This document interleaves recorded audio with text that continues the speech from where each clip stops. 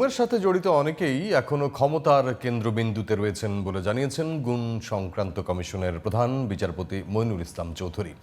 বৃহস্পতিবার গুলশানে সংস্থাটির কার্যালয়ে সংবাদ সম্মেলনে জানানো হয়, ভুক্তভোগীদের হুমকি দেওয়ার কারণে কাজে বেগ পেতে হচ্ছে কমিশনের। এছাড়াও গুম হওয়া প্রায় 850 ব্যক্তির মধ্যে 19 ভাগের এখনো খোঁজ মেলেনি বলে জানানো হয়। রফিক মাহমুদের রিপোর্ট। আওয়ামী লীগ সরকারের আমলে নানাভাবে গুম হওয়া অনেককে বিচার বহির্ভূত হত্যার অভিযোগ যেমন আছে, অনেককে বিভিন্ন মামলার ভুয়া আসামি করা হয়েছে এমন অভিযোগও আছে। আবার গুমের শিকার অনেকের হদিস মেলেনি এখনও।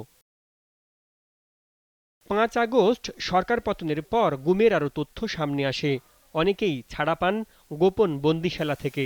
আরও তদন্তের স্বার্থে সরকার গঠন করে গুম সংক্রান্ত কমিশন, যাদের কাছে এখন পর্যন্ত প্রায় 1850 ব্যক্তি গুমের অভিযোগ এসেছে।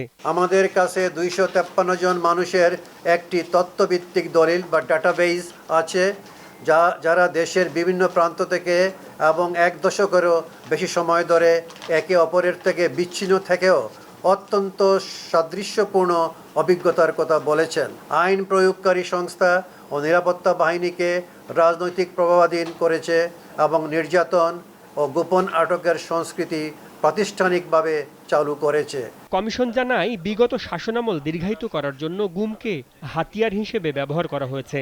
এমনকি গুমের শিকার ব্যক্তিদের প্রতিবেশী একটি দেশের বাহিনীর হাতেও তুলে দেওয়ার প্রমাণ মিলেছে। বিগত সরকারের শাসনামলে গুম একটি সুশৃঙ্খল ও প্রাতিষ্ঠানিক রূপে জঙ্গিবাদ বিরোধী অভিযানের ছায়াতলে ইসলামী উগ্রবাদের হুমকিকে ব্যবহার করে রাজনৈতিক ক্ষমতা কেন্দ্রীভূত করা, আন্তর্জাতিক স্বীকৃতি অর্জন এবং শাসন দীর্ঘায়িত করার উদ্দেশ্যে পরিচালিত হয়েছে।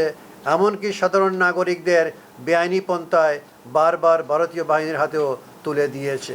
গুমের সাথে সম্পৃক্ত অনেকেই এখনও ক্ষমতার কেন্দ্রবিন্দুতে থাকায় কাজে বেগ পেতে হচ্ছে কমিশনকে। রাজনৈতিক পট পরিবর্তনের পরেও বহু অপরাধী ও তাদের শুভাকাঙ্ক্ষীরা রাষ্ট্রীয় ক্ষমতার কেন্দ্রে তাদের অবস্থানে থাকায় অনেক জোরালো প্রমাণ ও নিদর্শন ধ্বংস, অনেক ক্ষেত্রে প্রাতিষ্ঠানিক অসহযোগিতা, সাক্ষীদের ভয়ভীতি প্রদর্শন সহ নানারকম ভীতিকর ও আতঙ্কজনক পরিবেশ সৃষ্টি হয়েছে। গুমের সাথে এখনো পর্যন্ত সবচেয়ে বেশি জড়িত থাকার প্রমাণ মিলেছে র্যাবের বিরুদ্ধে। কমিশন বলছে, অনেক বাহিনী নিজেদের মতো পরিচালিত হলেও এর দায় এড়ানোর সুযোগ নেই অনেকেরই। Rafiq Mahmud, GTV news, Dhaka. কয়েক মাস লাগবে তো ফাইনাল রিপোর্ট দিতে, দেখা যাক।